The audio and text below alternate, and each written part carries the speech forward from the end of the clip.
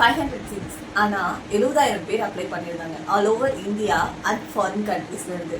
அதில் நானும் செலக்ட் ஆயிருந்தேன் 500 சீட்ஸில். அது ரொம்ப ஹாப்பியாக ஃபீல் ஆனாலும் அதில் ஒரு சோகமான விஷயமும் இருக்குது. And I missed the train journey.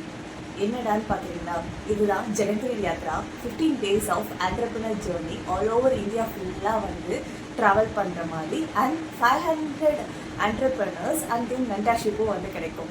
இந்த ஜேர்னியை நான் மிஸ் பண்ணிட்டேன். ரொம்ப சேடாக இருந்தாலும் இந்த ட்ரெயின் ஜேர்னியை தான் மிஸ் பண்ணியிருக்கேன். Not my mission because of financial issues. Financial issues அப்படிங்கிறது வந்து மணி இல்லாமல் மட்டும் இல்லை, காந்தி தாத்தா நமக்கு வேற ஒரு இடத்துலையும் தேவைப்படுறாரு. Because in start up initial ஸ்டேஜில் ஃபவுண்டேஷன் அண்ட் பேஸ்மெண்ட் எவ்வளோ முக்கியம்னு எல்லாருக்கும் தெரியும். ஒரு சின்ன ஒரு ப்ரைஸிங்காக இருந்தாலும் அதை வந்து நம்ம ஸ்டார்ட் அப்பில் வந்து இன்வெஸ்ட் பண்ணுவோம்.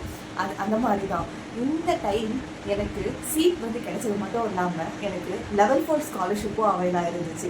அதாவது 1 lakh வந்து அந்த train journey 15 days of train ஜேர்னிக்கு எனக்கு ஸ்காலர்ஷிப் அவைலாக இருந்துச்சு. கிட்டத்தட்ட 29,000 கட்டினா மட்டும் போதும். அதை கூட என்னால் ஃபினான்ஷியலாக நான் அங்கே இம்ப்ளிமெண்ட் பண்ண முடியல. பிகாஸ் ஸ்டார்ட் அப்பில் இன்வெஸ்ட்மெண்ட் பண்ணிகிட்ருக்கோம், பேஸ்மெண்ட் பில்ட் பண்ணிகிட்ருக்கோம்.